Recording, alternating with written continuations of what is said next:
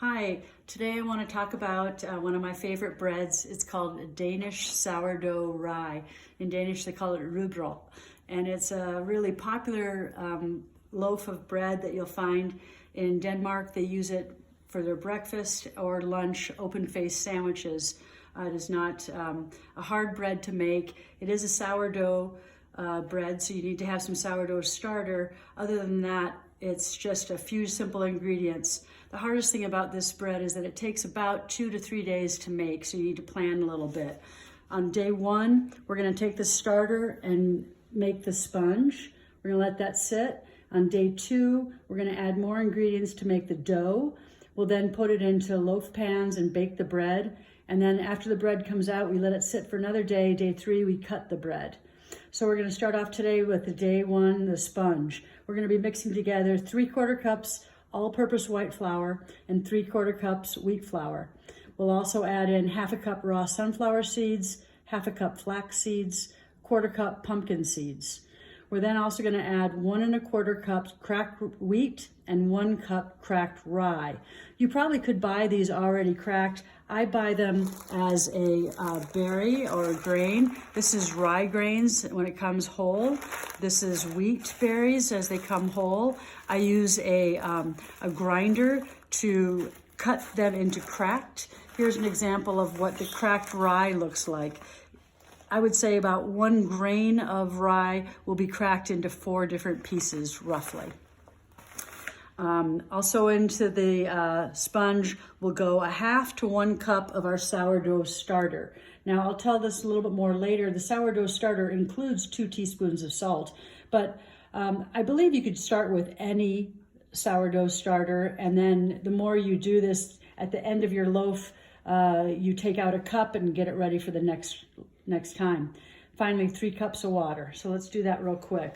So far in here, I have already the white flour, the wheat flour, the cracked wheat, and the cracked rye. I'm gonna add 1/2 cup of flax seeds, 1/4 cup of pumpkin seeds. Of course, these are all raw seeds, and 1/2 cup of sunflower seeds. So now I have all my dry ingredients here. Again, wheat flour, white flour, cracked wheat, cracked rye, sunflower, flax seeds, and pumpkin seeds. Lastly, I'm gonna add 3 cups of water, not too hot, and bring that all together. So as I said, this dough is almost like a batter bread. And it's gonna look very soupy and wet that first day. But all that cracked rye is gonna absorb this water. So this is now called the sponge once we add my sourdough. I keep this in the fridge. I've kept it in the fridge for months at a time. You don't have to feed it because the sponge sits for a day. That in a sense is feeding your sourdough. So here is my sourdough starter.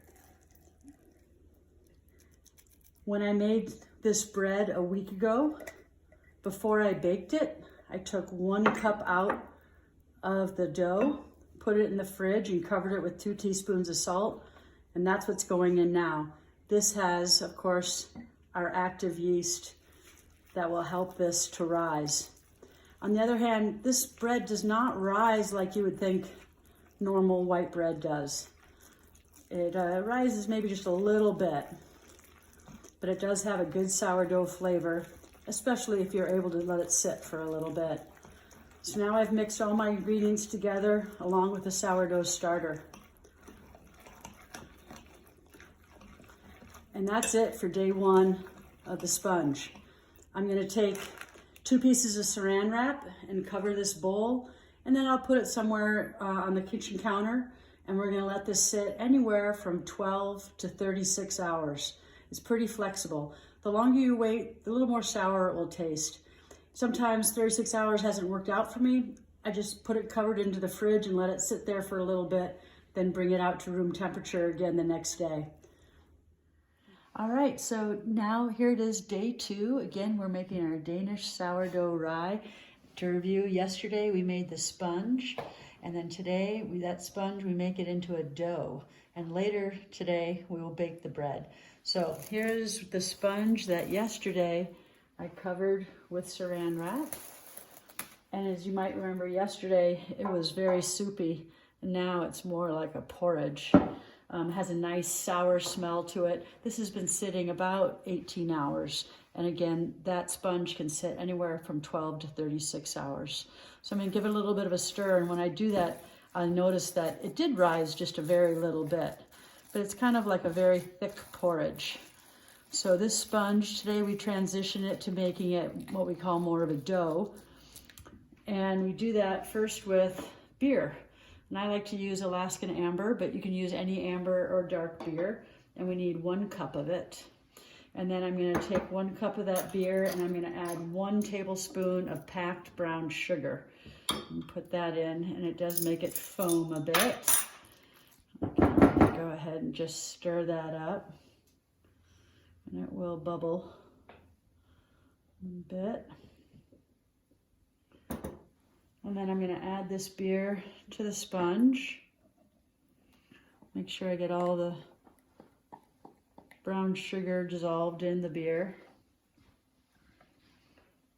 And we're going to, I know my friends in Denmark, they use a malt beer, which I think is very different from our beers. I don't have access to that malt beer, so I was told to just use a darker kind of beer instead. So I'm gonna work that all in, thin it a little bit. That sugar is gonna give it a little more oomph to make it rise again for our last rising here. And this is more cracked rye. I'd already measured it out. It's 3 cups cracked rye. Again, you could probably buy cracked rye, or you can just mill it at home if you have rye grains. So 3 cups cracked rye. Again, we're gonna stir that in. So there's no kneading. It's really just a batter bread.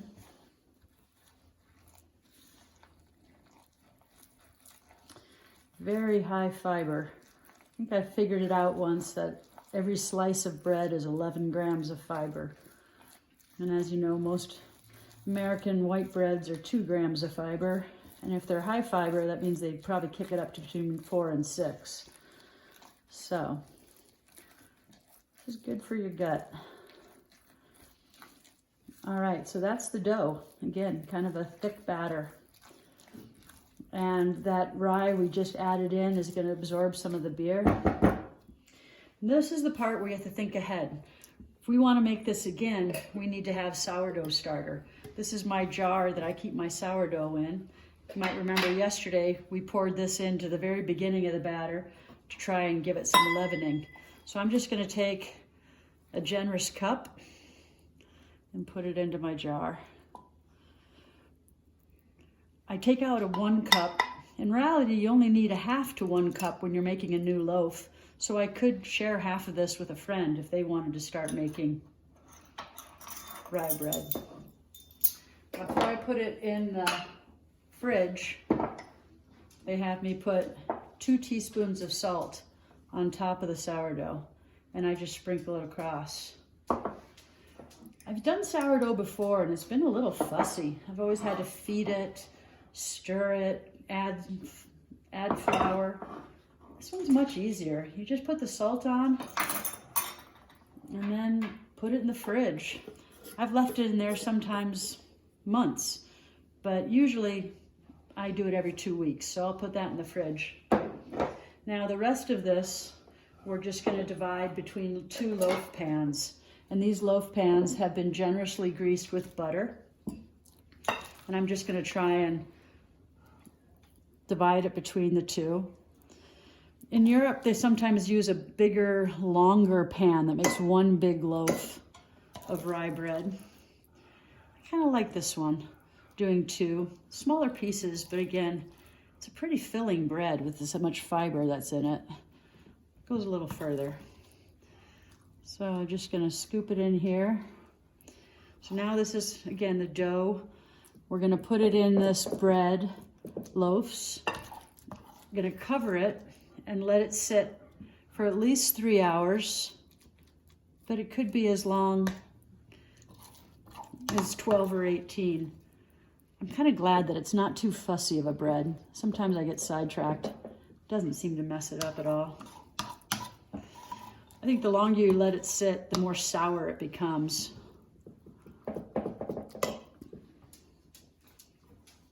Get this last little bit.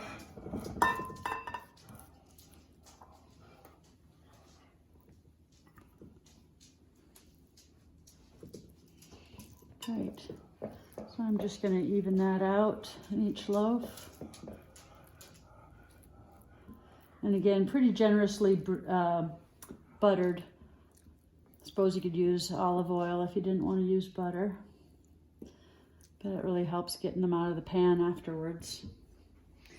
I'm going to take the 2 pieces of saran wrap that I had covering my sponge. We're just going to cover that. Now I could let this sit until tomorrow. Just the way my schedule's working out, I actually want to do this tonight. So I'm going to let this sit. This one's only going to sit probably for about 6 hours. Because I'm not sitting for super long, I'm probably going to put this in the oven. My oven goes down to 100 degrees, and that's going to make it just have a very slow little warmth and rise. I definitely need to do that more in the winter time because my house is usually at 62 degrees. In the summertime, an 80-degree house works really well. So anyway, I'll use my oven. So just to recap, today we made the dough.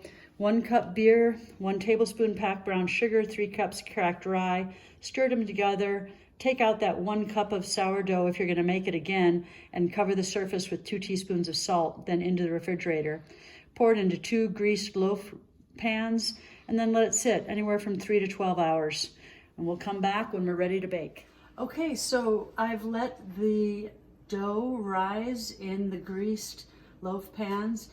We only did it for 6 hours today. Remember, you can do it for 3 to 12 hours.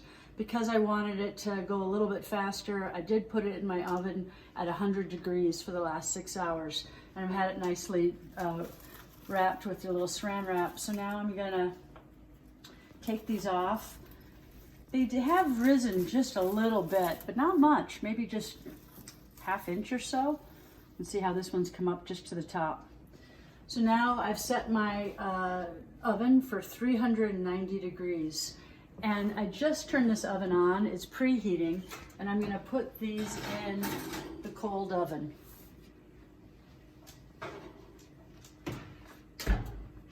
When this beeps that it's gotten to 390, then I'm gonna set the timer for an hour and a half. All right, so now the loaves have been in the oven for an hour and a half. Turn it off. Here they are. I don't know if I've greased them well. They usually come out pretty easily.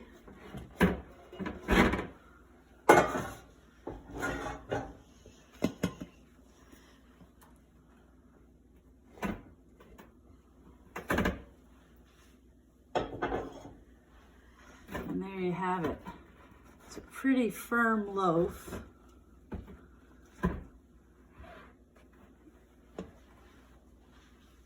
And what I'm going to do is I'm just going to cover them with a light cloth for probably another day till tomorrow.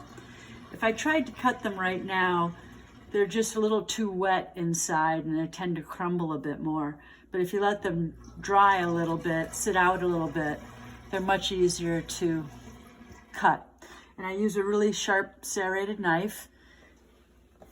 Here's an example of some of my